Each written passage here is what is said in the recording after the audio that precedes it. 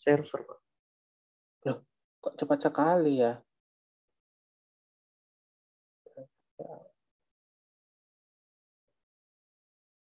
Ya, sudah bisa dicek ya di email masing-masing. Untuk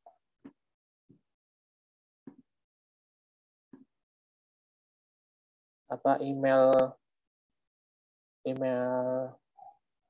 dari Cisco NetAcad ya. Apakah ada di emailnya?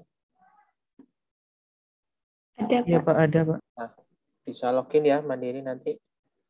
Bisa masuk di kelas com.i. Bentar saya ceknya materinya ya. Harusnya baru ujiannya itu modul 1 sampai 3 ya. Yang terdaftar di sini hanya 37 orang ya. Dari 40 lebih.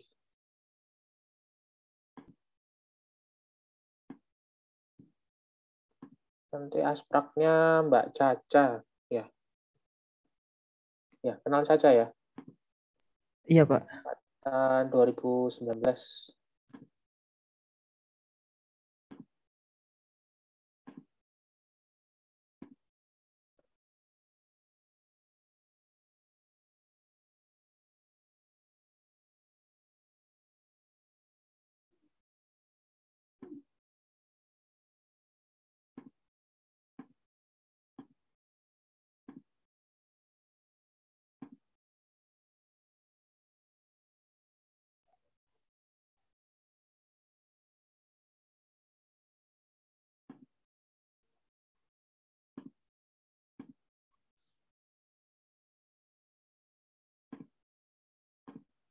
Pokoknya saya belum dapat modulnya, jadi saya mintakan lagi.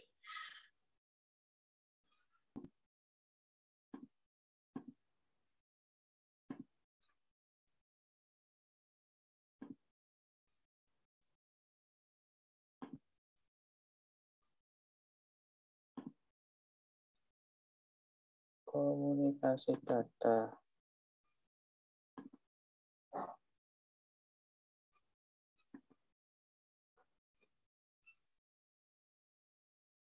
Sudah. Oke. Protokol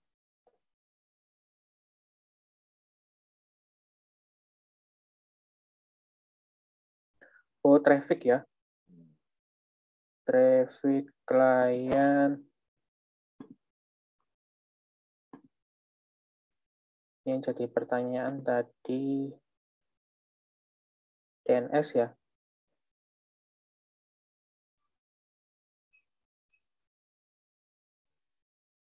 DNS itu tidak ada enkripsinya, Mas. Karena dia protokolnya UDP. Mohon maaf, Pak. Maksudnya pertanyaannya enkapsulasi, dekapsulasi. Gimana, Mas? Bukan dekripsi. Enkapsulasi. Iya. Iya. Setelah ini kita pelajari ya. Saya rencananya membahas itu hari ini. Ya, ini pengecekan kan, koneksi saja ya. Simulasi untuk mengirimkan data.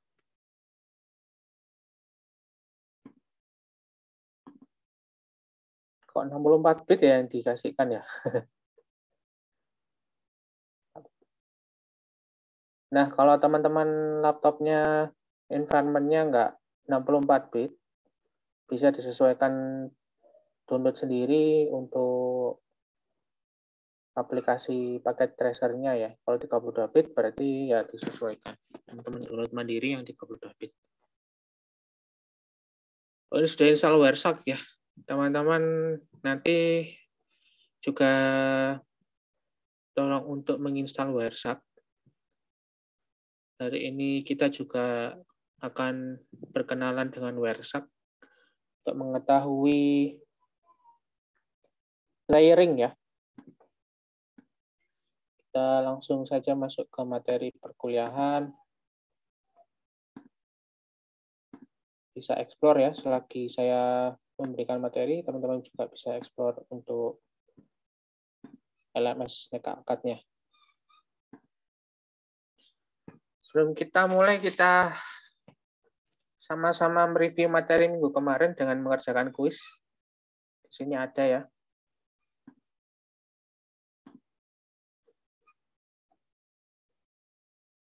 Nah, nanti model kuisnya dan examnya yang teman-teman bakal kerjakan di NetAkad berbahasa Inggris. Teman-teman bisa belajar mandiri bahasa Inggrisnya ya, dan buka Google Translate kalau misalkan nggak tahu artinya apa. Intinya sih soalnya itu kalau bahasa Inggris ya diketahui pertanyaannya apa, keterangannya apa ya. Nggak semua jadi kata kunci. Nomor 1 ini, during a routine inspection, a technician discovered that software that was installed on a computer was secretly collecting data about website that were visited by user of the computer. Which type of threat is affecting this computer? Ini jawabannya apa kira-kira? Kan spionase ya, mengetahui aktivitas kita dengan cara dia menginsert malware ya di dalam software yang kita install. Ini jawabannya adalah spyware. Ini. Bukan identity theft. Kalau identity theft, zero day attack, DOS attack ini dilakukannya online ya. Kalau spyware ini dilakukannya di komputer kita, dia ada aktivitasnya. Kalau teman-teman cek di komputer ya, di Windows, apakah laptop teman-teman ini terinfeksi malware atau tidak, spyware ataupun adware. Di Windows itu ada command netstat ya. Nah, ini teman-teman bakal tahu, ini IP laptop teman-teman ini dia yang jalan apa, portnya berapa, listening-nya kemana, local address-nya berapa, forwarding address-nya kemana, gitu ya. Jadi bisa tahu, misalkan ternyata IP forwarding address-nya ini ke server yang tidak dikenali, misalkan. Jadi bisa jadi di komputer teman-teman sudah ada malware yang secara tidak sengaja tertanam dengan cara menginstal aplikasi yang tidak dikenali. Seperti itu. Komennya bisa ngecek netstat min a untuk aktivitas jaringan ya yang dilakukan oleh komputer teman-teman di background.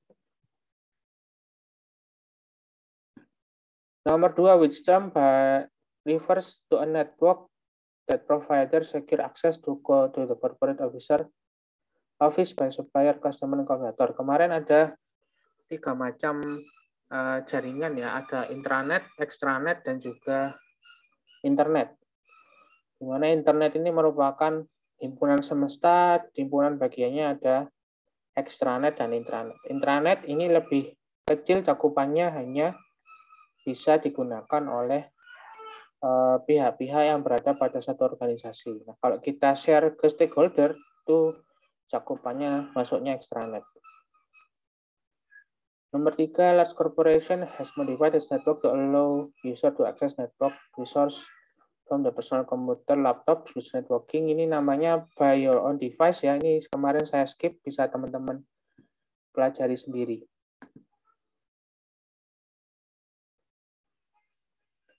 Apa itu ISP? ISP merupakan sebuah organisasi yang menyediakan layanan internet. Ya. Organisasi yang menyediakan internet bagi individu atau bisnis. The use of WISP be recommended. WISP itu wireless Internet Service Provider. Jadi kalau kita pakai WISP itu ketika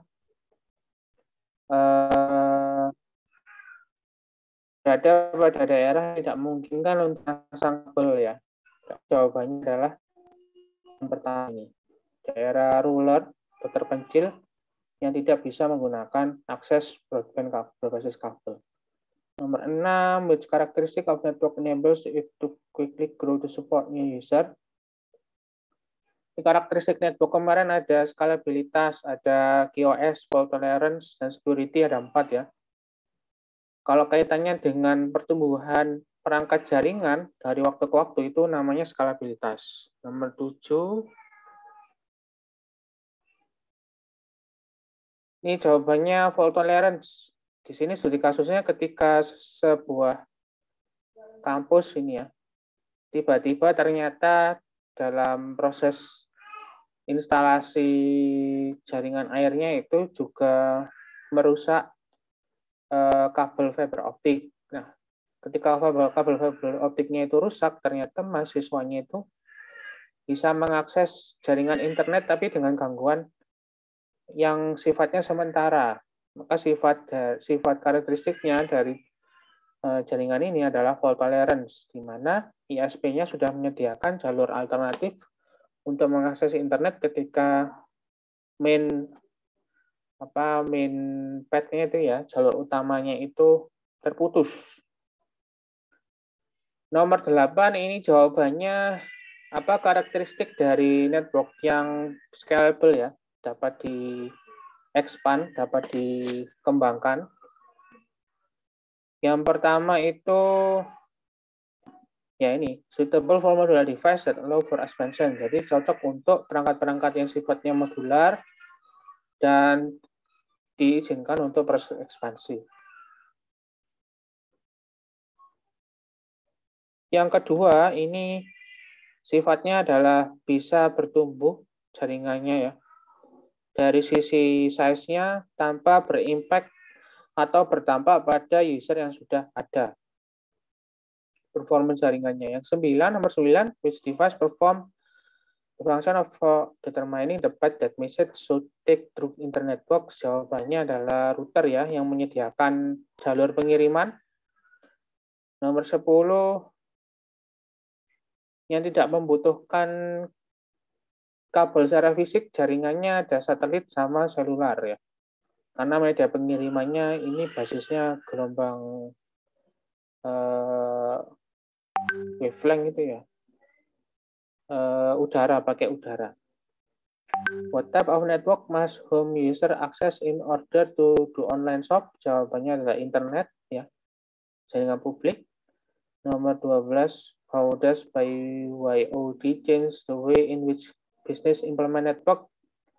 Bring your own device ya. Jadi kita bisa terhubung ke internet dalam sebuah korporasi atau dalam bisnis itu dengan membawa perangkat kita sendiri.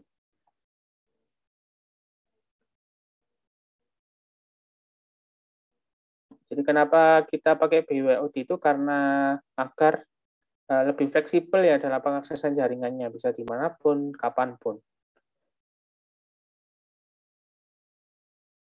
13, an employee wants to access the network of organization remotely in the safest possible way.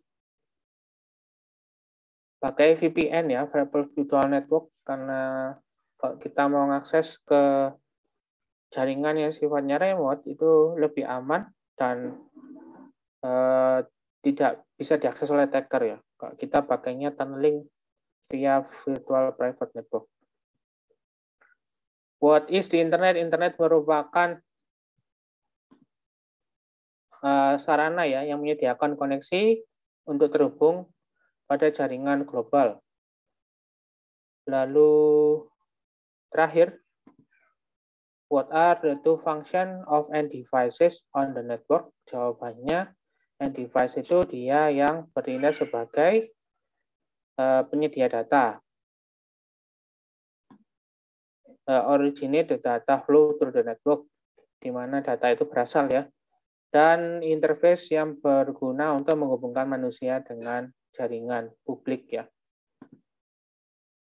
Nah, benar, ini teman-teman nanti bisa cek sendiri. Oh iya, untuk apa namanya chapter exam nanti yang dikerjakan ketika praktikum, teman-teman batas pengerjaannya 3 kali ya. Nanti kalau mau mengulang itu bisa disampaikan di grup Telegram dengan format penulisan yang akan saya sampaikan nanti ya, atau besok Rabu ketika praktikum dimulai. batas pengulangannya 3 kali yang diambil nilai tertinggi. Jadi jangan khawatir kalau nilai pertamanya belum berhasil, nanti bisa dicoba lagi kedua dan ketiga.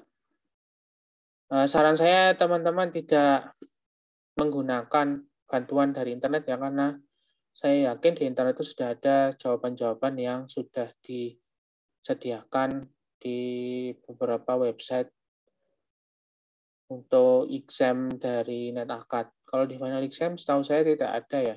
Jadi benar-benar mandiri pengerjaannya. Nah, hari ini kita melanjutkan perkuliahan dengan membahas modul 3, materinya terkait protokol and models. Protokol sendiri merupakan aturan yang digunakan agar dalam proses pertukaran data itu tidak ada versi sendiri-sendiri ya, sehingga nantinya antara satu device dengan device yang lain itu bisa berkomunikasi secara lancar. Bisa kita bayangkan ya, kalau misalkan laptop saya itu mengirimkan data dengan format yang sesuai dengan laptop saya sendiri, lalu diterima oleh komputer lain atau server, request-nya formatnya yang berbeda. Jadi tidak bisa klop ya informasinya nanti, dan tidak bisa dibaca antara satu device dengan device yang lain. Jadi perlu ada aturan. Aturannya disebut dengan protokol. Asumsinya seperti ini analoginya ya. Ketika kita ingin berkomunikasi antara manusia, bahasa yang digunakan ya bahasa yang tersedia ya. Bisa bahasa Indonesia, bahasa Inggris, bahasa isyarat, dan lain sebagainya. Nah, bahasa ini bisa kita analogikan sebagai sebuah protokol.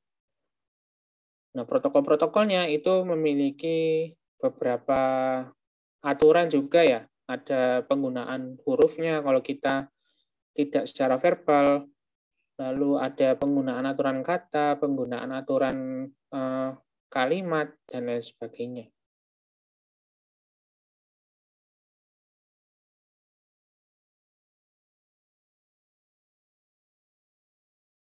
Protocol must account for the following requirement to successfully deliver a message that is understood by the receiver. Jadi protokol ini harus memenuhi beberapa requirement ya, agar nantinya bisa mengirimkan pesan secara baik, secara lancar, dan bisa diketahui maknanya oleh penerima pesan. Yang pertama itu harus mengidentifikasi siapa sih pengirimnya dan siapa yang akan dikirim. Menggunakan bahasa atau aturan yang baku, memperhatikan kecepatan dalam pengiriman pesan, lalu confirmation atau acknowledgement. Jadi perlu ada konfirmasi ketika pesan itu sudah diterima. Nah, protokolnya yang ada dalam network itu kaitannya juga harus beberapa hal yang dipenuhi ya. Jadi kan ini secara umum. Secara umum tadi requirement-nya yang harus dipenuhi protokol itu seperti itu. Kalau dalam dunia jaringan itu ada beberapa hal. Protokol itu mengatur beberapa hal. Yang pertama adalah message encoding, message formatting and encapsulation, message size, message timing, dan delivery option. Encoding ini merupakan sebuah standar baku yang ada dalam jaringan komputer untuk mengubah pesan ya yang kita inputkan ya. Misalkan kita menggunakan service web, yang kita inputkan dalam browser itu bisa diubah ke bahasa yang disesuaikan di tiap-tiap layar dalam pengirimannya. Kalau kita mengakses browser ini, di balik layarnya banyak sekali proses yang dijalankan ya, tidak sesederhana yang seperti kita bayangkan. Jadi kalau kita ngetik di browser itu ada beberapa proses tambahan sangat kompleks dan waktunya itu sangat singkat sekali ya. kalau sekarang, karena memang sudah didukung oleh network media ya, medium peneriма yang sifatnya gigabit per second misalkan di tempat saya teman-teman. Bagian ini, jadi kita mengirim pesan di web browser kita, itu kan bentukannya masih string ya. Nanti akan diubah sesuai dengan layernya. Misalkan diproses dari web browser ini dipahami menjadi bahasa mesin. Bahasa mesinnya adalah biner ya. Nah, dari biner itu nanti dikonvert lagi sesuai dengan media transmisi dari jalur pengiriman data yang kita gunakan secara langsung di komputer kita. Misalkan saya pakainya WiFi, berarti nanti diubah menjadi gelombang udara ya. Gelombang bentukannya. Misalkan kalau binernya 1 itu nilai gelombangnya nanti meningkat frekuensinya. Kalau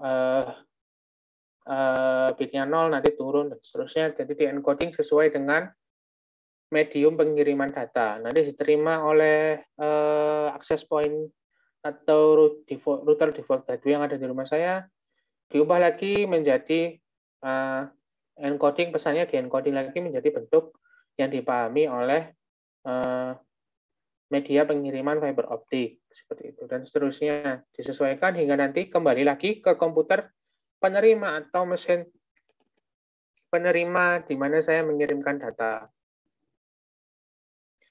Di sesi server penerima nanti akan diubah lagi data tersebut, didekode ya. Setelah di-encode, nanti di sisi penerimanya akan didekode. Datanya menjadi bahasa biner yang dipahami mesin, lalu didekode lagi menjadi bahasa yang dipahami oleh manusia di sisi penerimanya. Misalnya saya ngirim ke teman-teman menggunakan email, nanti teman-teman baca di mail server teman-teman ya.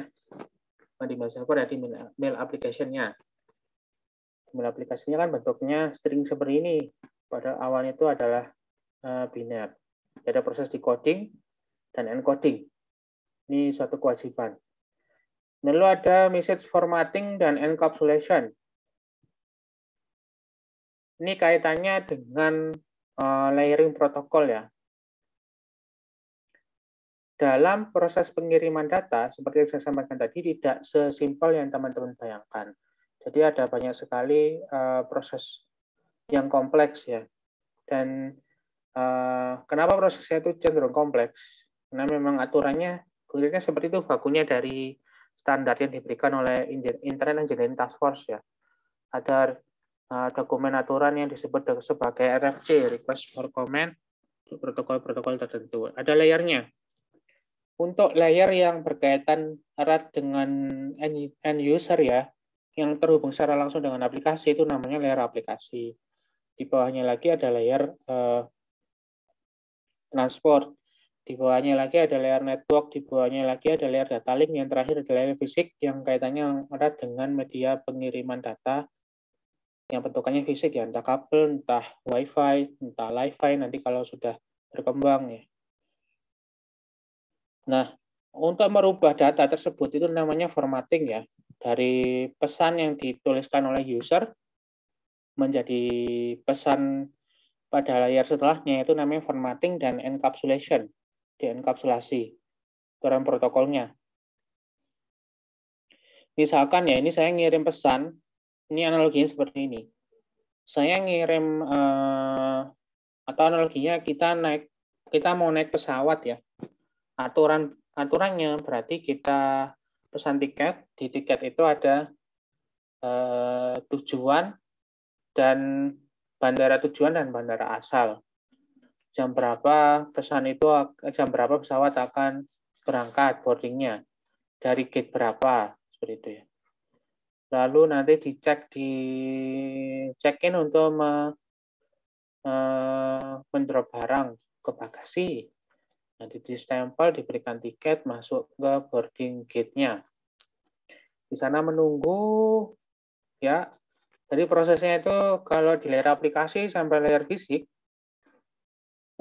itu kita proses tunggu, analoginya kita proses tunggu dari cetak tiket sampai boarding gate. Kalau kita sudah naik pesawat, itu berarti sama saja kita mengirimkan data di jaringan publik.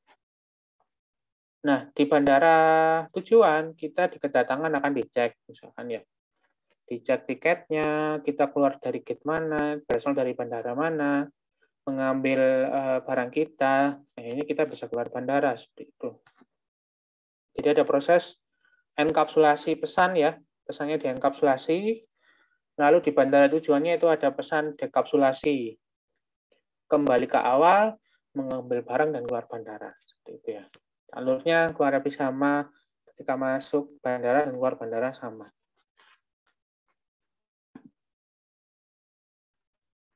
Kalau analoginya pengirim pesan ya seperti ini. Jadi pesan, di dalamnya ada pesan ya, lalu kita masukkan amplop. Nah, di amplop ini ada recipient destination location, address, sender location address, salutation start message. Jadi ini dalam message enkapsulasi pesan ya.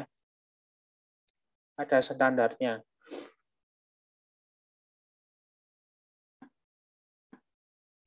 Kan kita tidak mungkin mengirimkan pesan di jaringan publik itu tanpa ada format pengiriman, tanpa ada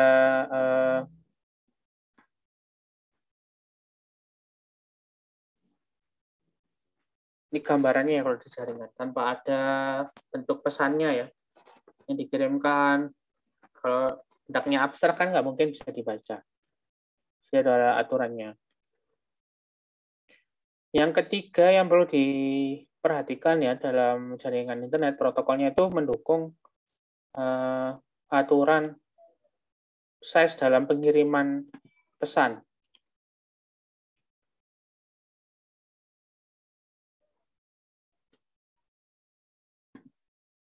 Size-nya itu harus dibatasi ya, tidak mungkin kita mengirimkan pesan itu melebihi dari batas maksimumnya, di mana user itu dapat menerima pesan. Ini kaitannya dengan flow control sebenarnya yang lebih tepatnya, kalau message size itu ya.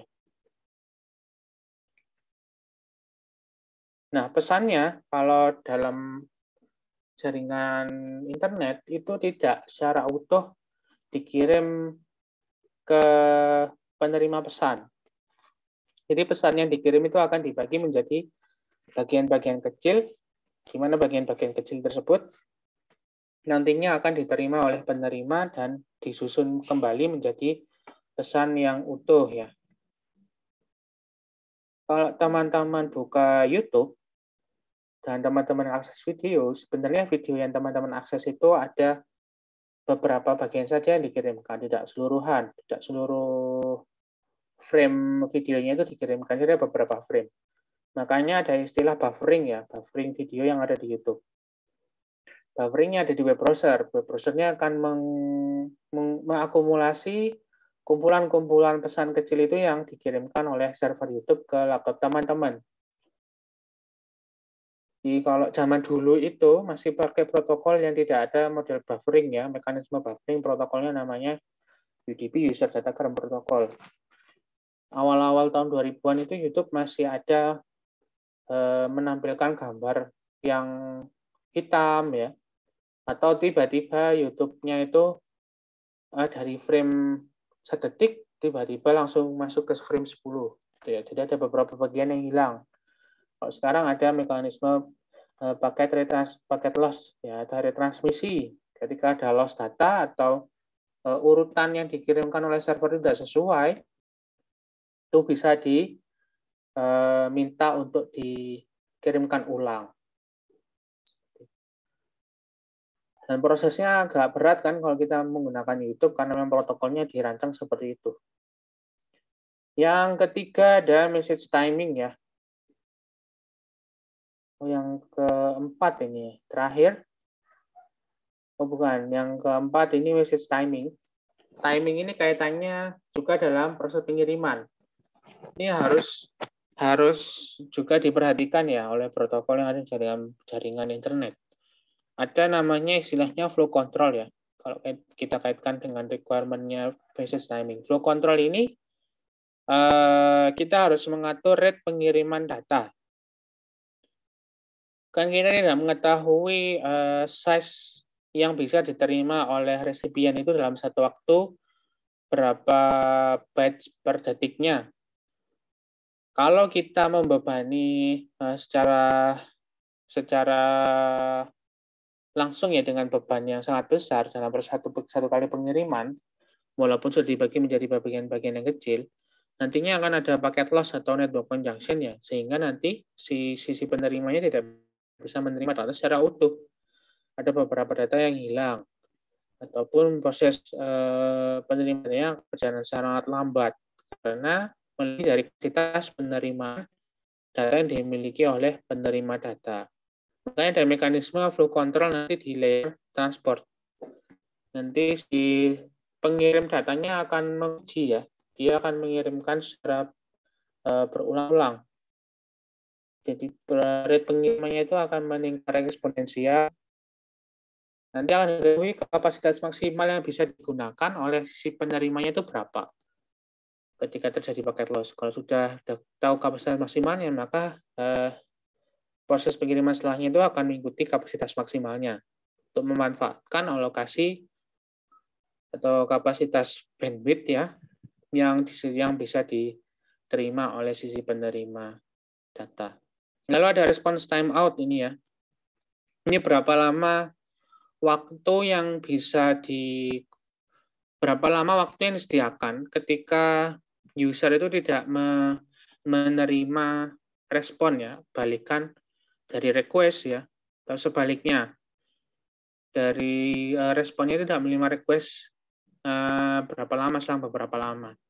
Itu ada aturannya. Dia tidak membiarkan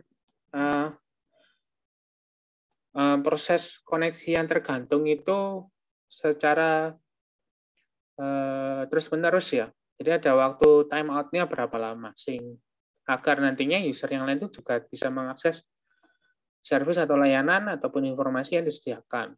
Tidak hanya digunakan oleh satu orang secara terus-menerus karena tidak diketahui tujuannya di mana, apakah dia sudah hilang atau tidak, seperti itu. Resource-nya bisa terpakai untuk perangkat yang lain.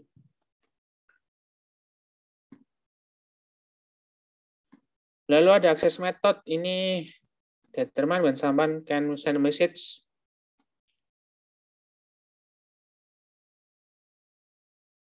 Oh iya, ini kaitannya dengan collision domain nanti ya, ada mekanisme CSMA CA, CSMA CD ya, carrier sense, multiple access, collision detection, dan collision avoidance. Ini kaitannya kapan kita bisa mengakses jaringan ya.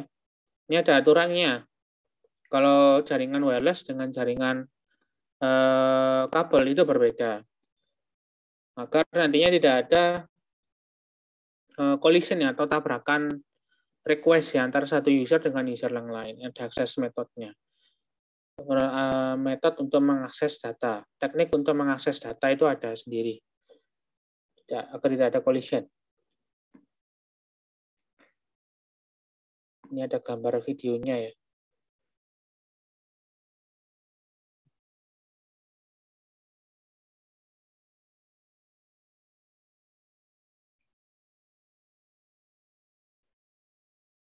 Yang terakhir ada message delivery option-nya. Delivery option itu ada tiga. Oh ini ada ternyata di sini. Jadi di sini berarti harusnya ada.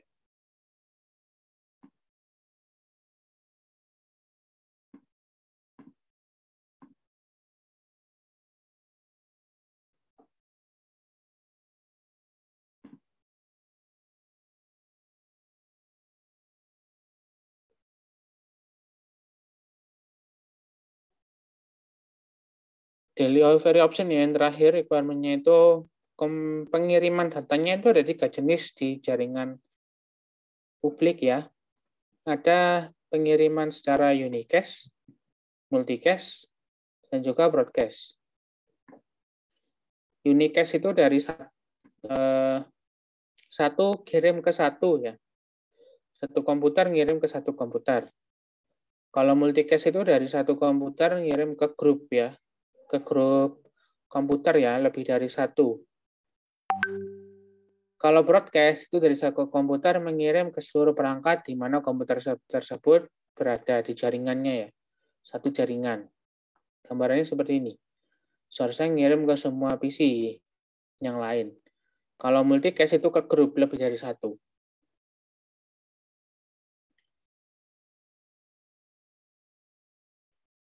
Itu adalah gambaran dari protokol ya yang ada di jaringan internet atau jaringan publik. Jadi ada beberapa requirement yang harus dipenuhi terkait tadi ada message size, message encoding, lalu message formatting and encapsulation, ada timing dan delivery option. Kita coba bahas sekarang masuk ke protokolnya ya.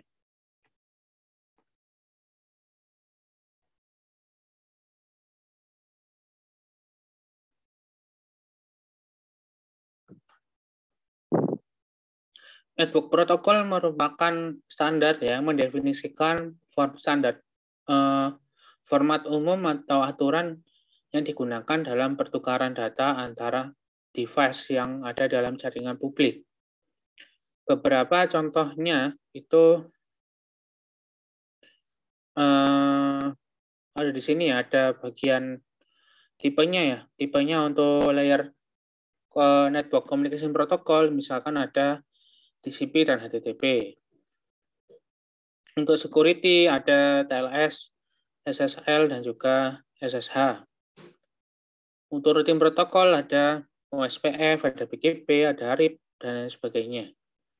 Lalu untuk Service Discovery Protocol ini ada DHCP, Dynamic Host Configuration Protocol, DNS. Ya, ini untuk Discovery Protocol ya. Bisa teman-teman cek sendiri. Ini terlalu awal ya. Saya skip saja. Fungsinya apa? Fungsinya adalah yang pertama network protokol di jaringan publik ya. Adalah addressing ya, pengalamatan. Pengalamatan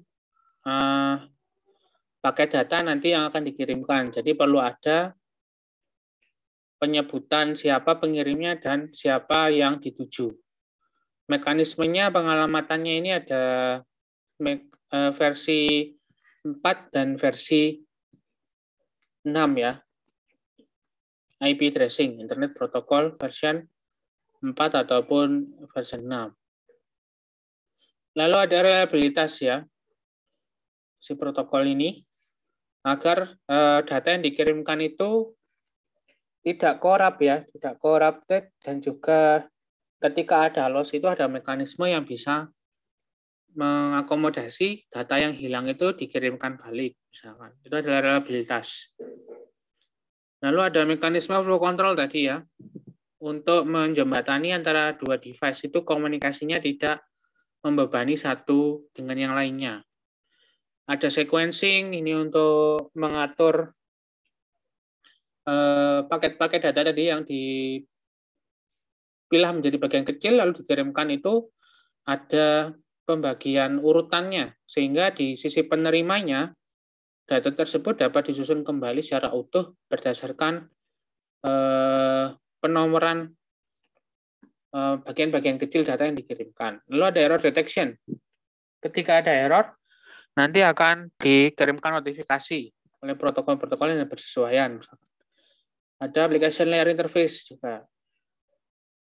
Berfungsi untuk menampilkan data yang bisa dipahami oleh sisi aplikasi yang berinteraksi langsung dengan manusia atau end user.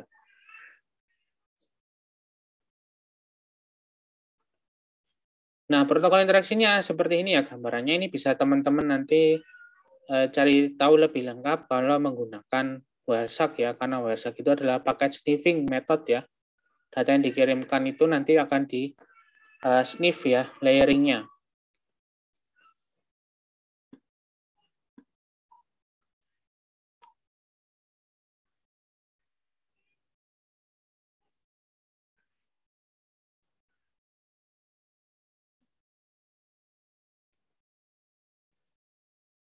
Nah, network protokol sendiri dalam jaringan publik itu implementasinya disusun menjadi layering ya atau protokol stack. Gambarannya seperti ini ya. Stack protokol yang disusun secara bertingkat ya, secara layering dari low level ke high level, dari bahasa yang dipahami oleh mesin sampai bahasa yang dipahami oleh manusia, dan tiap-tiap bagian stack-nya itu ada protokolnya sendiri. Ada format protokol suite-nya ya, atau protokol stack-nya itu yang paling banyak digunakan formatnya adalah TCP/IP layering ya.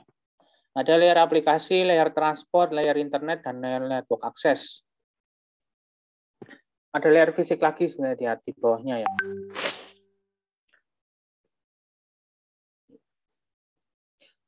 Ada juga yang lain, ada layering menggunakan skema OSI, Open System Interconnection Protocol.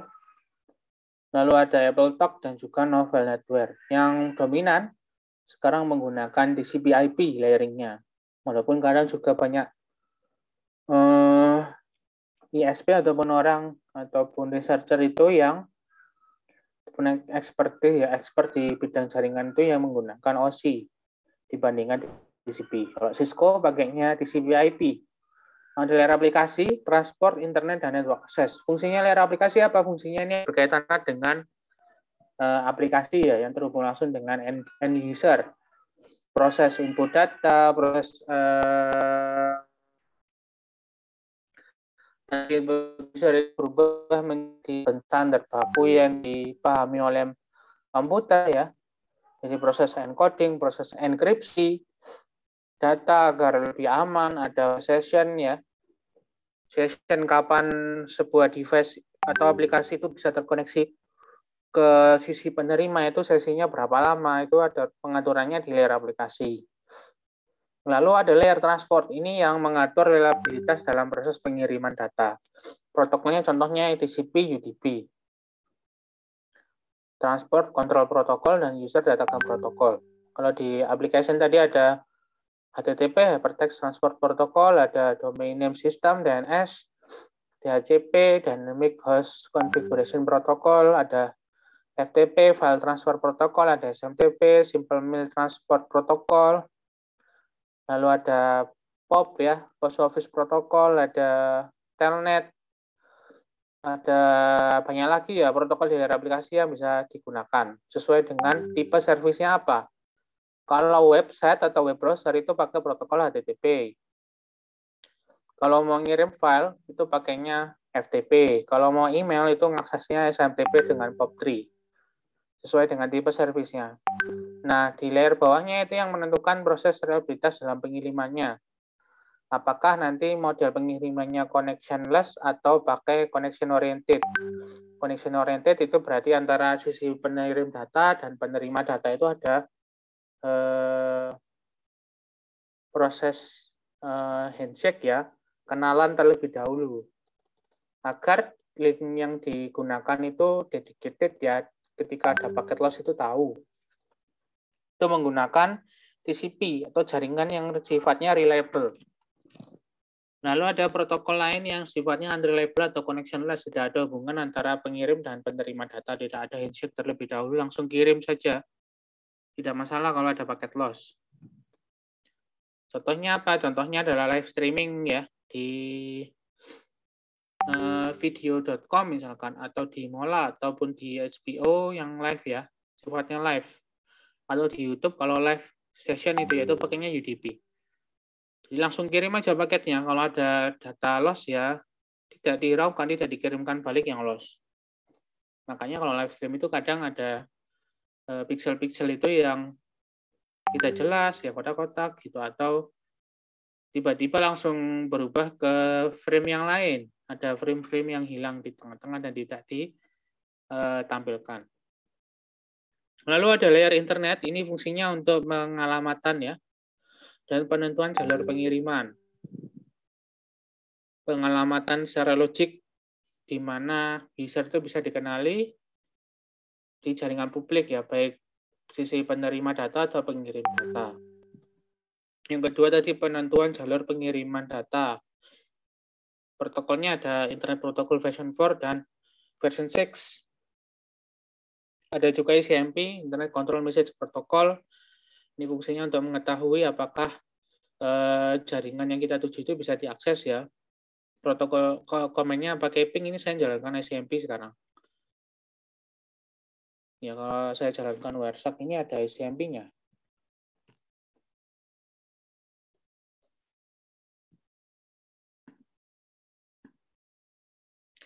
Nanti teman-teman kalau mau download WhatsApp bisa langsung klik WhatsApp di keywordnya Google Search, lalu di bagian download page ini silakan teman-teman download ya sesuai dengan versi OS di laptop teman-teman atau komputernya. Bisa pakai 32 bit atau 64 bit. Kalau sudah di-download, bisa teman-teman install. Tampilannya seperti ini ya. Nah, jaringan nanti kalau di home-nya itu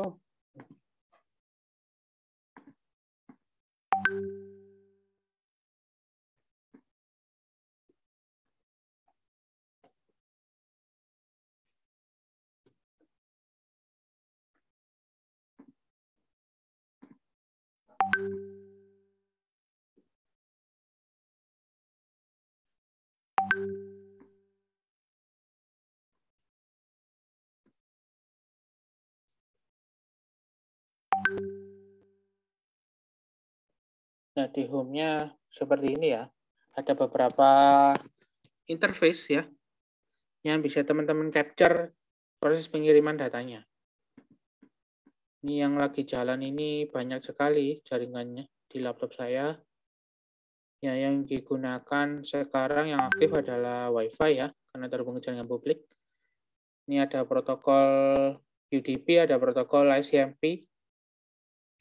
UDP-nya ini mungkin ke alamat siapa ini ya? Ini saya nggak tahu ini. IP-nya siapa ini ya? Oh, ini berbahaya ini. Kok IP-nya lokal ini?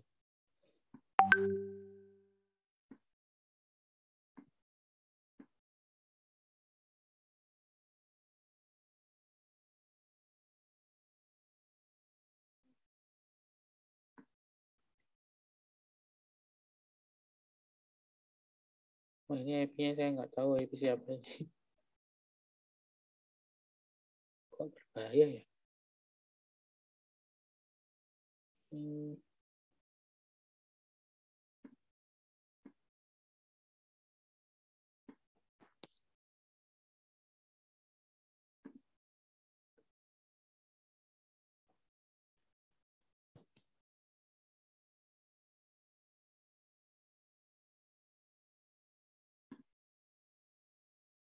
Oh, ini Zoom ya.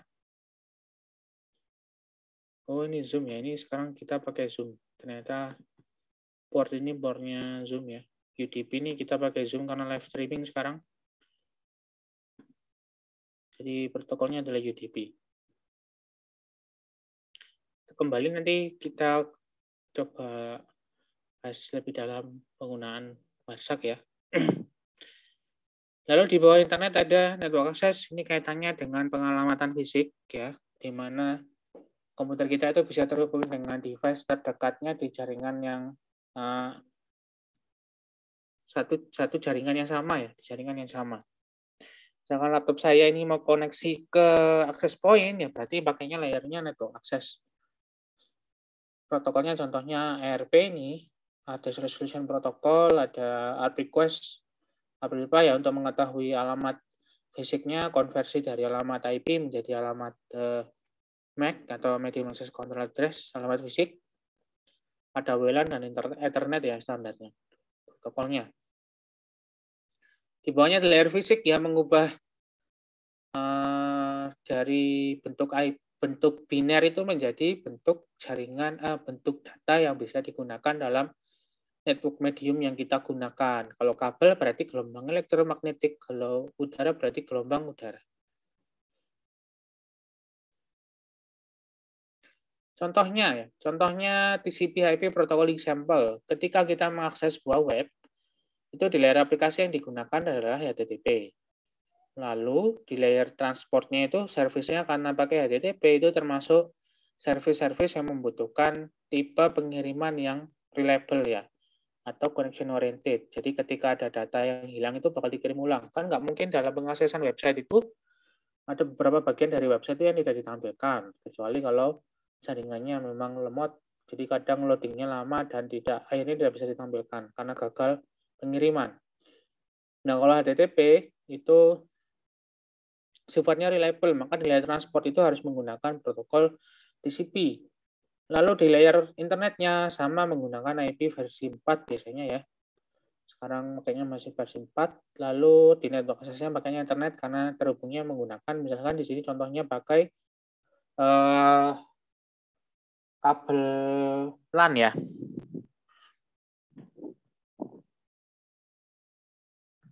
Makanya kabel LAN. Makanya protokolnya internet.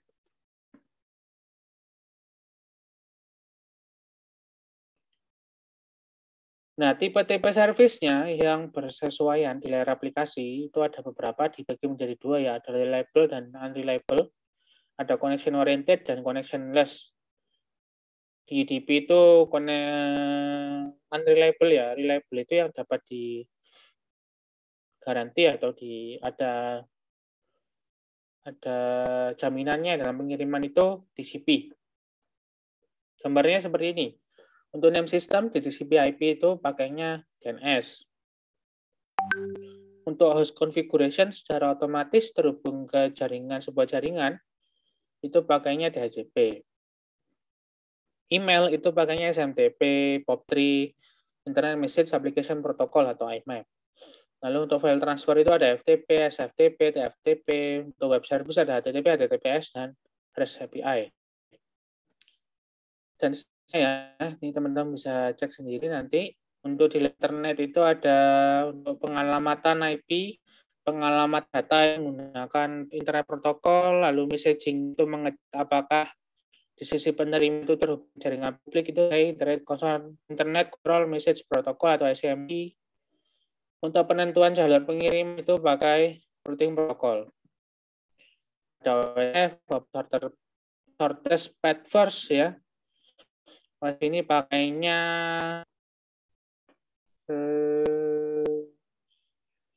Dijkstra kalau nggak salah lupa. Lalu ada BGP, Border Gateway Routing Protocol, GRP, Exterior Gateway Routing Protocol yang dimiliki oleh Cisco ya. Proprietary-nya Cisco, hak ciptanya milik Cisco, tapi sekarang sudah banyak digunakan oleh vendor yang lain karena sudah dipublish oleh Cisco. BGP ini yang menghubungkan antara satu negara dengan negara yang lain ya, atau satu pulau dengan pulau yang lain. Lalu di layer network ada kasus untuk resolusi ya, tadi seperti yang saya sebutkan sebelumnya, proses translasi dari IP menjadi alamat fisik atau sebaliknya itu pakai protokol ARP dan RARP. Untuk data link protokol, ini kaitannya dengan layer fisik, ada WLAN dan juga Ethernet.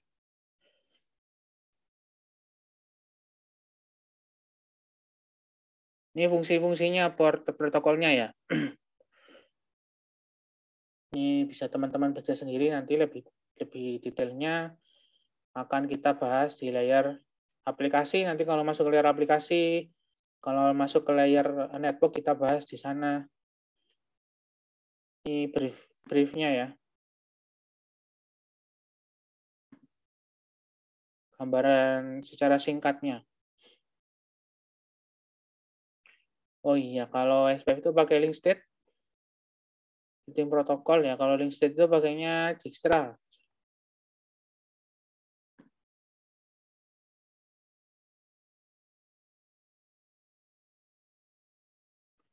Nah, komunikasinya seperti apa di jaringan internet? Gambarannya seperti ini ya, di video ini ya. Jadi ketika web server itu mengirimkan data ke web client, tampilan webnya itu dikirimkan sebagai user data ya.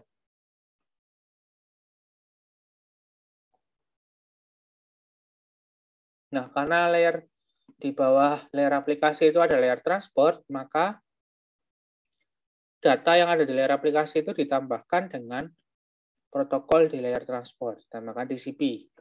Ini namanya proses enkapsulasi data. Di bawah layer transport ada layer network, berarti tambahkan IP. Di bawahnya lagi ada layer Ethernet, layer data link ya, network access. Nah, setelah itu dienkapsulasi lagi menjadi bentuk data yang dipahami oleh mesin, yaitu biner. Nah, dari biner ini diubah menjadi data yang dipahami oleh network mediumnya, misalkan gelombang elektromagnetik atau tipe data yang lain ya. Bentukannya menjadi gelombang frekuensi. Diterima oleh web client, nanti didekapsulasi dari data yang bentuknya gelombang elektromagnetik ini menjadi biner. Dari biner itu dicek layer paling bawahnya, yaitu layer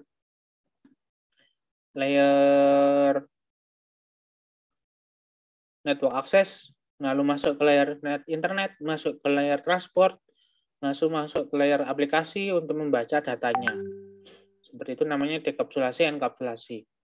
Data yang dituliskan di web browser berada pada layer aplikasi, dienkapsulasi menjadi layer transport, menambahkan tipe servisnya ya, apakah TCP atau connectionless, pastinya karena web itu datanya tipenya reliable, berarti harus pakai tipe service TCP, protokolnya lewat layer internetnya perlu disematkan internet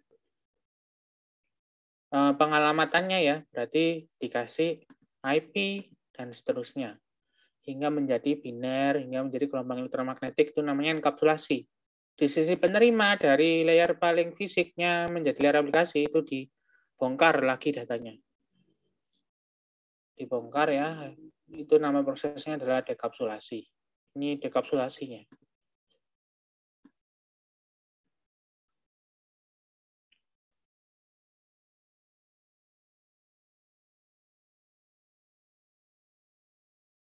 Nanti dicek di sisi penerimanya apakah ada error di tiap-tiap layernya. Kalau ada error dikembalikan lagi datanya, kalau ada yang loss dikembalikan lagi notifikasi kalau ada loss. Nah, di sisi penerima akan menerima data yang dikirimkan oleh web server. Sampai sini apakah ada pertanyaan? Apakah ada pertanyaan dari teman-teman?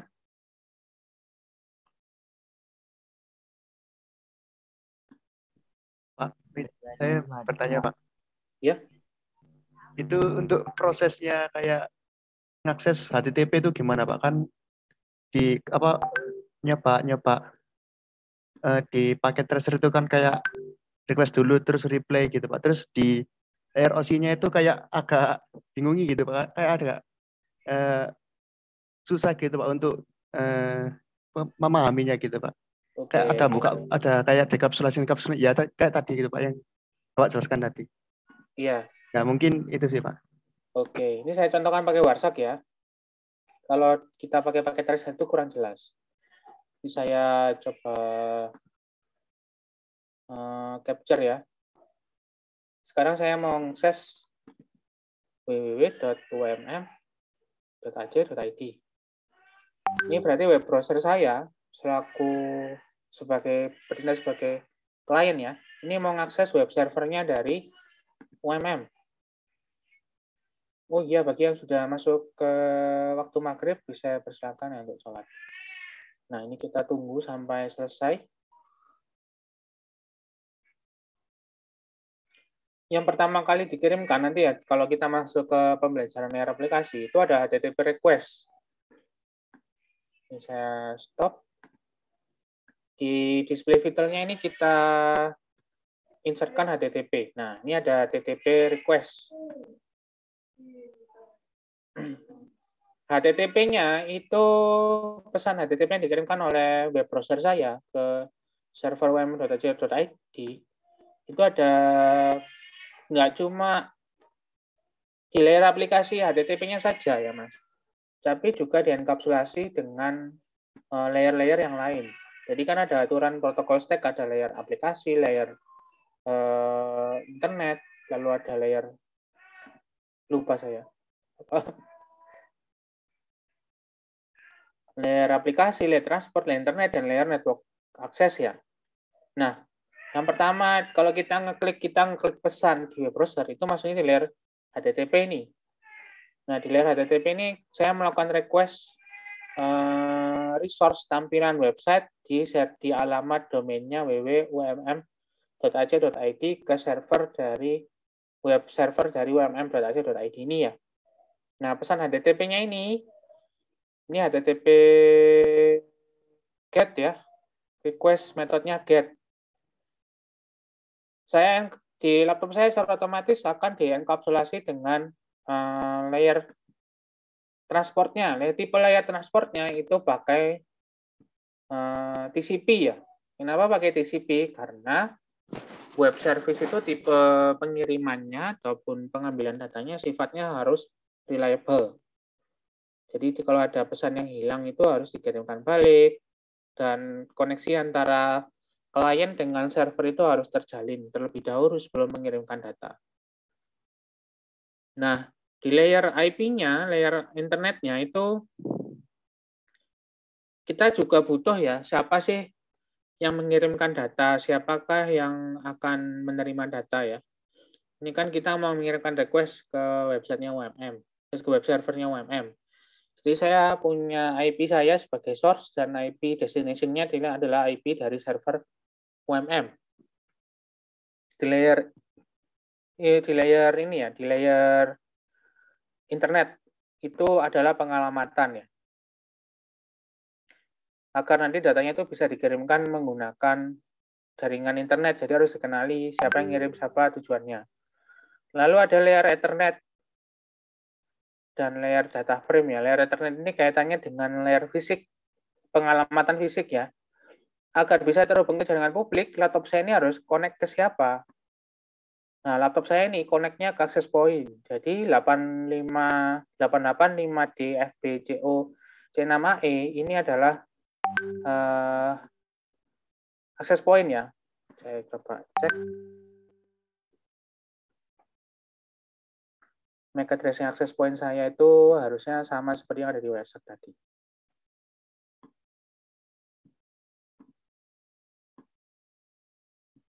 Nah, ini one MAC-nya kan ini. Jadi untuk terhubung ke jaringan internet, itu laptop saya harus terhubung ke access point. Nah, layer Ethernet ini kaitannya dengan tadi ya, penentu pengiriman data ke perangkat yang paling dekat menggunakan MAC address atau pengalamatan fisik. Nah, ini ya. Ini kan saya. MAC address-nya yang dituju sama. Dari laptop saya ngirimkan ke access point default way untuk terhubung dengan publik. Nah, di jaringan ini nanti langsung dikirimkan ke server UMM. Nah, di bawahnya lagi ada layer frame. Ini bentukannya sudah biner ya. Datanya bentuknya bytes. Ini ada 708 bytes. Ini yang dikenali komputer sebelum masuk ke gelombang udara ya, diubah menjadi frekuensi nanti. Seperti itu. Ini ada enkapsulasinya dari laptop saya tadi, dari web browser, ditambahin dengan tipe servisnya mau apa, apakah reliable atau tidak ya. Itu aturannya berlapis ya.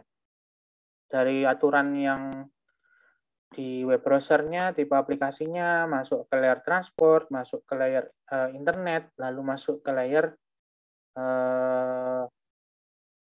network access ya. Di bawahnya lagi ada physical. Gimana Mas? Paham Mas? Ya, dipahami dulu aja Pak. Ya, itu intinya ada berarti ya. Pakai itu Pak, pakai TCP/IP, nggak pakai OSI berarti Pak? Iya, tugasnya pakainya OSI atau TCP/IP? Ada ya TCP/IP Pak, ada yang OSI juga sih. Oh ya, setelah ini kita bahas OSI ya. Keduanya kita pelajari hari ini. Tapi kayaknya itu yang paling muncul yang TCP-nya itu Pak. TCP-nya yang dominan ya. Iya. Iya, yang layar-layarnya tadi itu. Kalau Cisco memang standar bakunya penggunaan aturan protokol stack-nya atau layering-nya pakainya TCP/IP. Ya. Nah, kita kan memahaminya di layar kita di web browser kan seperti ini ya. Muncul, kita ngeklik domain, muncul tampilannya dari web server. Nah, di balik layar sebenarnya pengirimannya ada aturannya gitu. aturannya itu dari pesan ini, saya tuliskan di sini aja. Bentar ya. Namanya enkapsulasi. Prosesnya enkapsulasi. Pembacaannya namanya dekapsulasi.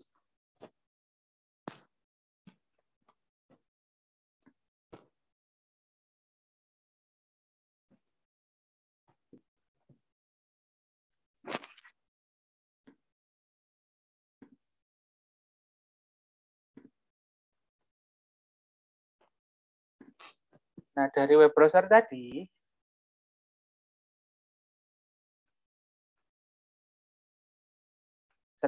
datanya ini bentuknya adalah message ya. Nah, message ini ada aturannya sendiri ya. Kalau tipe servisnya web, berarti protokol yang digunakan di layar aplikasi adalah HTTP. Nah, HTTP ini ada juga aturannya. Tadi di sini kan kita cek aturannya ya. Ada HTTP, tipe request-nya apa, GET ya. Lalu request alamat request-nya kemana. Ya, ada standar bakunya sendiri di tiap-tiap tipe servisnya. Kalau file berarti belakangnya FTP, itu juga ada aturannya di sini. Bagian-bagiannya yang harus disebutkan. Tipe koneksinya apa, keep alive. Ini akan kita pelajari nanti di layar aplikasi. Nah, dari HTTP ini nanti akan dienkapsulasi, ditambahkan ya. Ini cuma berapa byte misalkan, ini di sini cuma sepersekian bytes ya. Di WhatsApp ini totalnya untuk HTTP, oh nggak ada di sini, biasanya ada ya bytes-nya. Tiap-tiap header itu ada. Header paket ini namanya header ya, header HTTP, header TCP, header IP, header Ethernet, header frame-nya. HTTP. Lalu kita tambahkan di sini di sisi ini layar aplikasi ya, di layar transport. Di layar transport itu kita butuh tipe servis pengirimannya ya, tipe pengirimannya sesuai dengan aplikasinya. Servisnya yang cocok itu untuk pengiriman web itu basisnya harus koneksi yang reliable. Nah, reliable berarti kita pakai protokol TCP. Berarti kita tambahkan di sini data yang mau kita kirimkan, kita tambahkan header protokol TCP aturannya. Nah, di protokol TCP ini ada penambahan port ya, port service-nya. Kalau HTTP berarti destination port-nya itu harus 80. Karena yang kita akses servisnya adalah servis HTTP atau servis web. Ini sudah ada standar aturan bakunya yang didefinisikan oleh ICANN ini ya. Internet Corporation for Assigned Names and Numbers. Jadi pengaturan port itu yang mendefinisikan ini ICANN.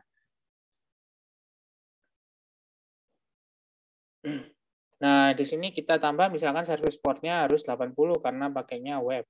Pengenalan service web yang banyak digunakan biasanya pakainya 80 ya kalau pakai TCP.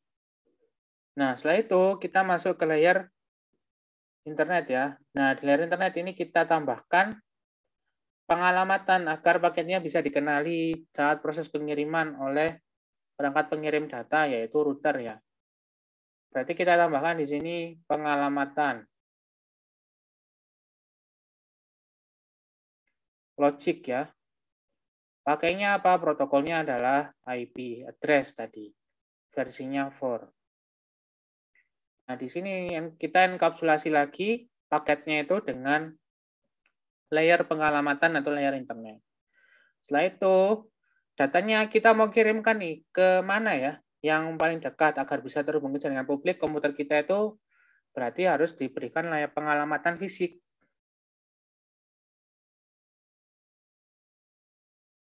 Fisik ya, pengalamatan fisik itu berarti pakainya MAC address. Ini kita tambahkan di sini Ethernet protokolnya tadi ya. Ethernet di sini adalah network access. Itu. Nah, kita berarti enkapsulasi dengan layer Ethernet agar bisa dikirimkan ke jaringan agar bisa dikirimkan ke device yang terhubung langsung ke jaringan publik di jaringan kita, yaitu router di mana saya terhubung ke jaringan internet, ya, access point. Baru data ini diubah menjadi biner, ya. Ditransaksikan menjadi biner dan gelombang elektromagnetik. Ini prosesnya dari HTTP sampai biner ini namanya adalah enkapsulasi. Sulasi data. Datanya dibungkus dengan layer-layer atau aturan-aturan yang bisa mendukung dalam proses pengiriman data. Kalau kita ngirimkan HTTP tok, ya dikirimkan ya. Nggak pakai TCP, nggak pakai IP, nggak pakai Ethernet. Langsung diubah menjadi biner. Bingung, ini mau dikirimkan ke siapa ya? Karena di layer HTTP sendiri tidak ada proses pengalamatan. Maka perlu ditambahkan layer, perlu dienkapsulasi dengan layer IP gitu ya. Dan seterusnya. Bisa menjadi biner. Ini dikirimkannya bentukannya adalah gelombang elektromagnetik, dikirimkan melalui network radio, misalkan melalui kabel ya. Diterima oleh penerimanya dalam susunan seperti ini. Nah, agar si penerimanya bisa mengetahui pesan yang letaknya ada di layar aplikasi, berarti didekapsulasi, datanya dibongkar. Dari sini dicek layer Ethernet-nya, apakah sesuai, dicek layer IP-nya, dari mana sumbernya ya. Dicek tipe transportnya apa, sampai mendapatkan pesan yang dikirimkan oleh si pengirim data. Dari bawah ke atas namanya prosesnya adalah dekapsulasi. Gimana Mas? Paham Mas? Halo? Ya, cukup paham, Pak. Cukup paham. Nah, Untuk visualisasinya cukup paham, Pak. ya, seperti itu ya, kurang lebihnya. Ada pertanyaan lagi?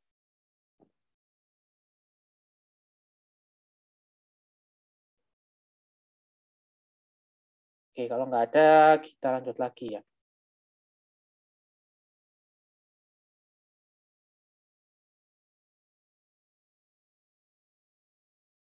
Nah, standar organisasinya yang menentukan aturan-aturan tadi itu ada beberapa.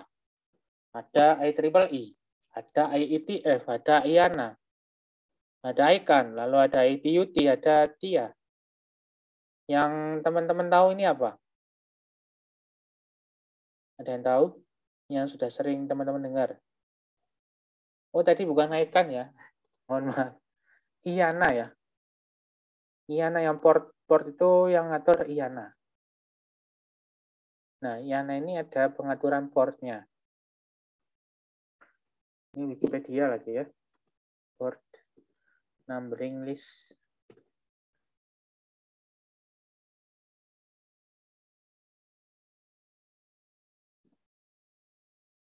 Ini ada ya teman-teman ya, tipe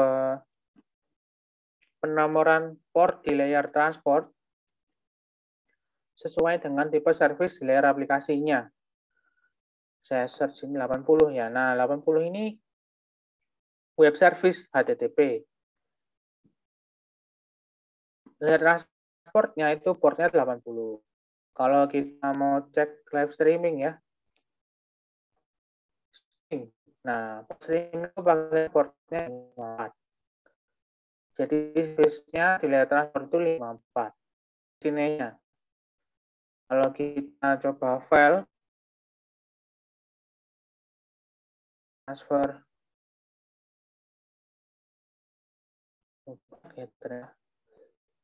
sekali sekarang. Dulu FTP ya. 21. Nah, FTP pakainya 21. 20 itu biasanya digunakan untuk proses pembentukan koneksi. Sementara 21, oh kebalik ya, 21 itu untuk proses pembentukan koneksi, 20 itu untuk proses pengiriman data. Yang akan kita pelajari minggu depan ketika membahas layer aplikasi ya.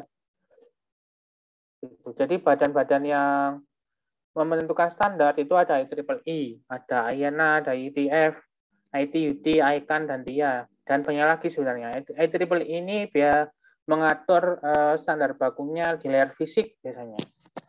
Ada 802.11 IEEE, berarti ini aturan untuk wireless ya.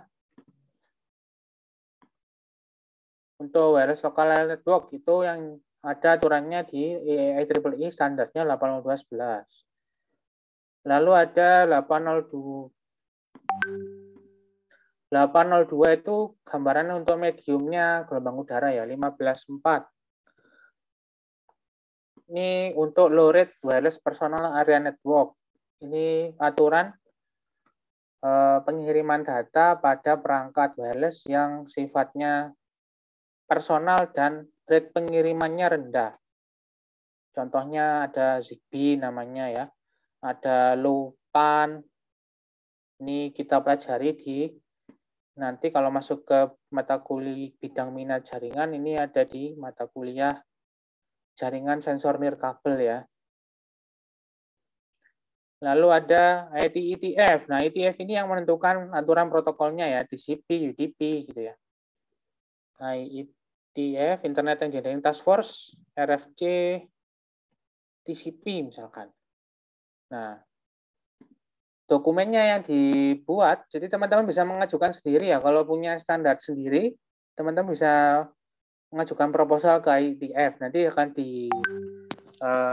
dicek oleh pihak di IETF. Kalau lolos ya akan dijadikan standar baku dalam pengiriman jaringan internet yang diterapkan secara global. Misalkan ini untuk TCP, dokumennya aturannya di RFC Request for Comment nomor 793. Diupdate terbaru di nomor 6528.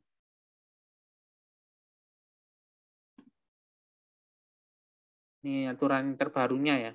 Yang paling awal ya, paling umum di dokumen nomor 793. Di sini ada aturannya. Dibentuk disusun tahun 81. Lama ya.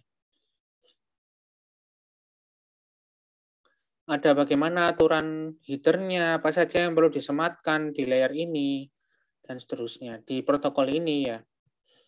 Namanya ada di request for comment ya.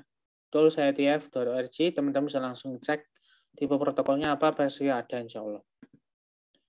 Lalu ada IANA. Jadi IANA ini yang mengatur port numbering ya untuk service-service di layer aplikasi. Sesuai untuk layer transportnya dia portnya berapa ya yang bisa digunakan oleh server-server tertentu sesuai dengan servisnya. Kalau misalkan servisnya web, berarti web servernya itu port destinasinya pasti 80. Cuman yang berbeda alamat IP-nya. Portnya pasti aturannya 80. Lalu ada ICANN, ini atasannya IANA ya, Internet Corporation for Assign Numbers. Names and Numbers, ini untuk pengaturan IP publik, ICANN. IP apa saja yang mau didaftarkan di publik itu pakainya ICANN ini ya. Kalau teman-teman ini buat IP publik ya, itu harus didaftarkan ke ICANN. Ada ITUT ini standarnya untuk QoS kemarin ya, bagaimana sebuah jaringan itu bisa dikatakan sebagai jaringan yang layak. Itu bisa cek standar bakunya dari ITUT, lalu ada TIA. TIA ini untuk apa ya? Power kalau nggak salah ya. TIA kok Tirandini, TIA Computer Networking. Telecommunication Industry Association. Saya agak lupa ini ya. Ini aturan untuk wiring ya, wiring standar.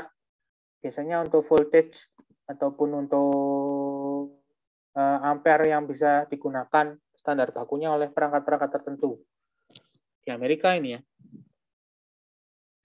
Ini diagramnya ya, diagram pengaturan protokol itu dari Internet Society di paling atas, lalu ada Internet Architecture Board, lalu nanti menetapkan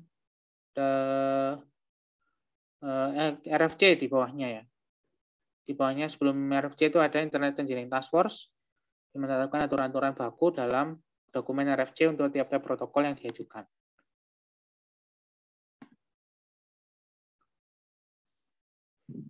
Ini untuk penomoran port number dari ICANN ini paling atas, di bawahnya ada IANA, lalu ada pengaturan IP address, domain names, dan juga port numbering yang mengatur. Nah, ICANN ini yang paling tinggi ya.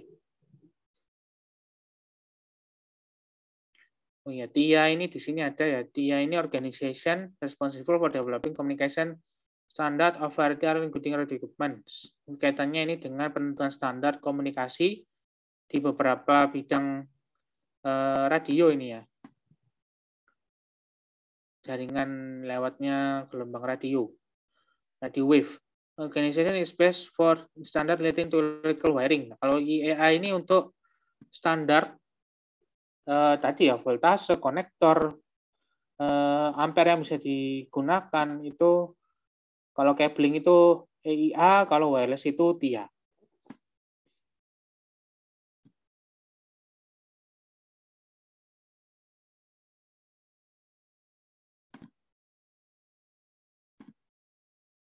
Wah, ini masih banyak ya. Banyak sekali, ya Allah. Reference model.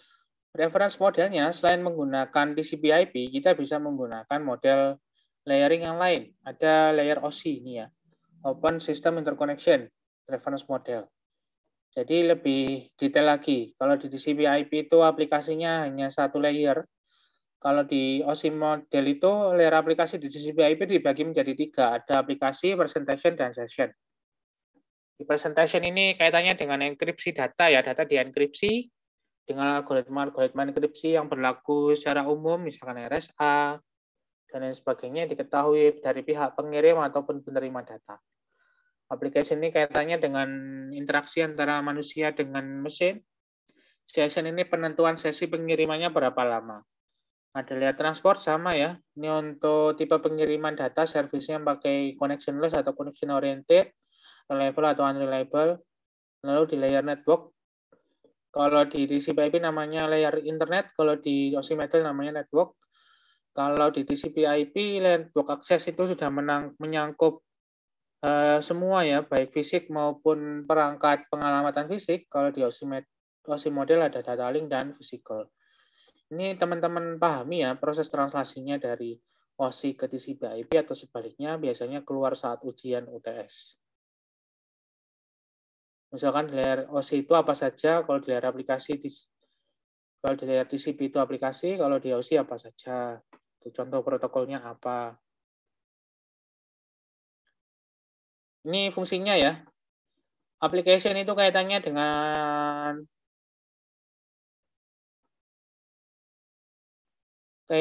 proses komunikasi dengan end user ya.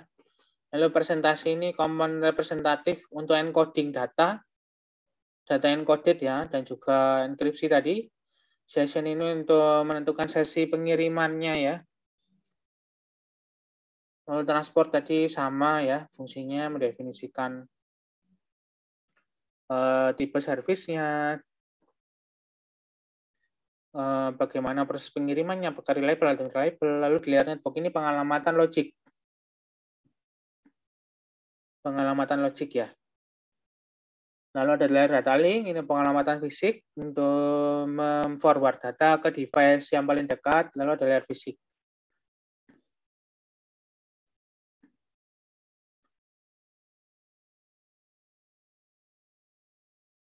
Layer aplikasi kalau di TCP/IP fungsinya represent data to user plus encoding and data control. Kalau layer transport ini support connection between various devices across diverse network. Internet determine the best path through the network ya, untuk penentuan jalur pengiriman juga pengalamatan logik.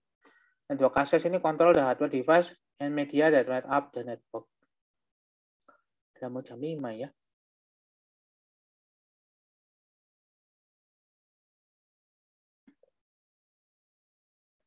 Ini proses enkapsulasi tadi sudah saya sampaikan ya.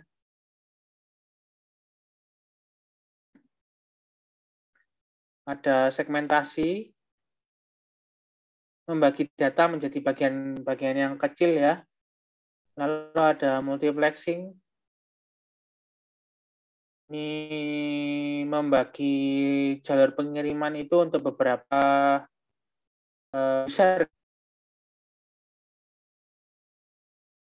Segmentasi membagi bagian data menjadi bagian kecil ini fungsinya dalam enkapsulasi ini adalah untuk menekan kecepatan pengiriman dan meningkatkan efisiensi ya. Kenapa? Karena data yang dikirimkan itu kan tidak besar jumlahnya, sehingga datanya tidak membebani link yang dijadikan jalur pengiriman data. Sehingga user lain itu juga bisa mengirimkan data dengan tipe service yang berbeda juga, dengan bagian-bagian kecil data juga. Because large data stream is segmented into packets, large amount of data can be sent over the network without tying up the communication link. This allows many different conversation to be interleaved on the network called multiplexing. Jadi kita bisa mengirimkan data secara bersama-sama dengan user yang lain dengan size pengiriman yang kecil ya, segmented ya. Datanya sudah dibagi menjadi bagian kecil. Namanya adalah multiplexing. Jalur pengiriman kita bagi ke beberapa user dan satu waktu kita bisa mengirimkan data juga. Tiap waktunya ya. User lain juga bisa. Yang kedua, increase efficiency. If a single segment fails to reach its destination due to a failure in the network or network congestion, only the segment itu be transmitted instead of sending the entire data stream. Ya, ini kenapa penerapannya itu membagi data menjadi bagian kecil atau chunk data itu ya. Karena ketika ada paket loss, itu kita tidak perlu mengirim ulang secara utuh data, kita hanya mengirimkan bagian yang hilang saja. Bagian kecil data yang hilang. Nah, dalam proses pengirimannya, karena bagian-bagian kecil tadi itu dikirimkan secara berurutan, perlu ada sequencing ya. Kalau pengirimannya tipenya reliable. Ada pengurutan paket dan penomoran paket. Ya. Seperti yang saya contohkan tadi ya. Kalau kita streaming YouTube, itu sebenarnya data yang dikirimkan itu ada penomorannya sendiri. Sehingga nantinya data yang ditampilkan itu berurutan dan ada mekanisme buffering. Nah, mekanisme buffering itu melakukan pengurutan data sebenarnya. Data yang bagian kecil-kecil frame-nya itu nanti diurutkan sesuai dengan nomor urutan yang ditampilkan. Urutannya ya ascending ya, dari kecil ke besar. Kalau misalkan ada urutan yang hilang ketika proses pengurutan data 1, 2, 5 misalkan. Berarti 3, 4 tidak dikirimkan akan mengirimkan notifikasi ke pengirim data bahwa bagian data 4, 5 itu 3, 4 tidak diterima oleh web browser-nya sehingga perlu dikirimkan ulang. Itu namanya mekanismenya retransmisi. Iya. Nah, dalam proses enkapsulasi itu ada PDU ya, istilah PDU. Pakai data unit yang berlaku di tiap-tiap layernya. Untuk layer aplikasi, nama tipe datanya adalah message atau data.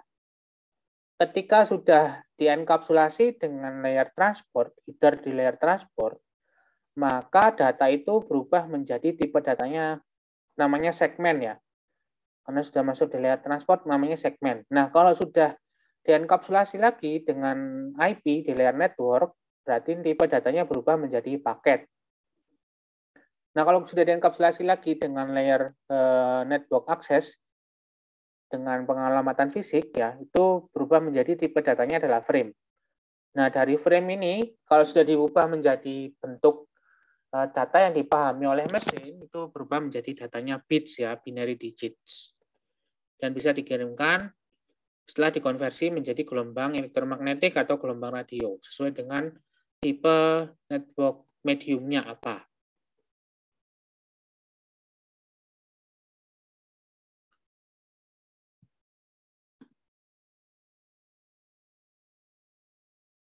Sampai sini apakah ada yang ditanyakan? Ada pertanyaan?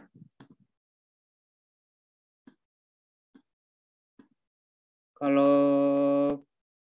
komunikasi data atau bidang jaringan ini biasanya teorinya memang harus dihafal ya, karena aturan-aturannya merupakan standar baku implementasi jaringan ya yang berlaku. Jadi biasanya hafalan memang.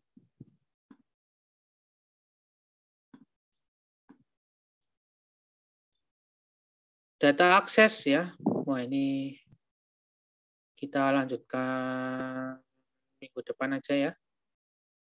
Nanti mungkin saya sambil bahas modul 2.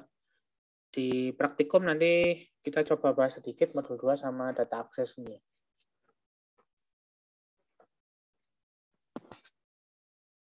Ada pertanyaan? Saya persilakan terkait modul praktikum.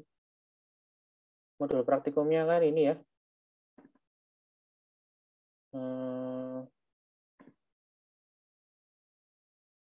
Yang ada 2, nanti ada juga implementasi Warsak. Soalnya nanti hari ini ada tugas ya, saya share di LMS. Teman-teman mencoba mendeskripsikan proses enkapsulasi dan dekapsulasi dengan membaca data dari Warsak ya.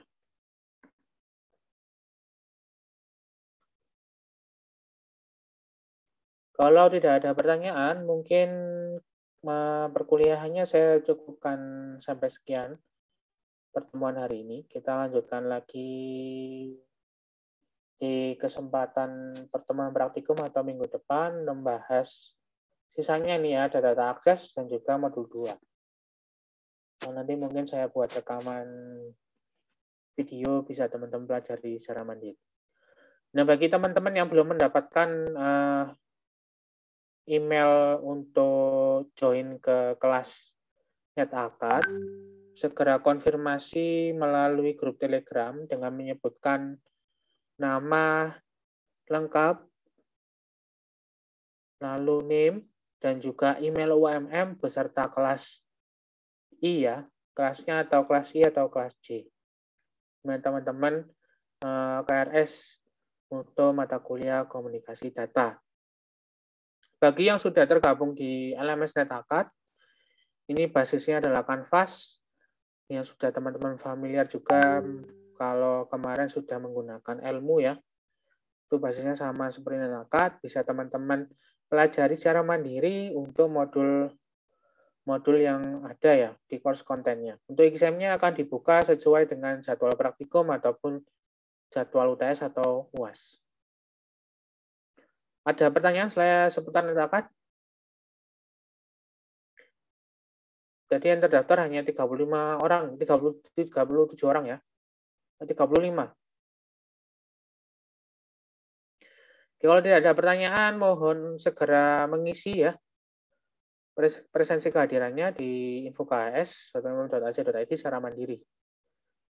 Kurang lebihnya sekian ya, mohon maaf jika ada salah kata dalam penyampaian materi hari ini. Sebelum kita akhiri, mari kita sama-sama baca doa kafaratul majelis. Subhanakallahumma bihamdika asyhadu an la ilaha illa anta astaghfiruka wa atubu ilaik. Terima kasih. Saya akhiri. Assalamualaikum warahmatullahi wabarakatuh. Waalaikumsalam warahmatullahi wabarakatuh. Terima kasih, Pak. Terima kasih, Pak. Sama-sama.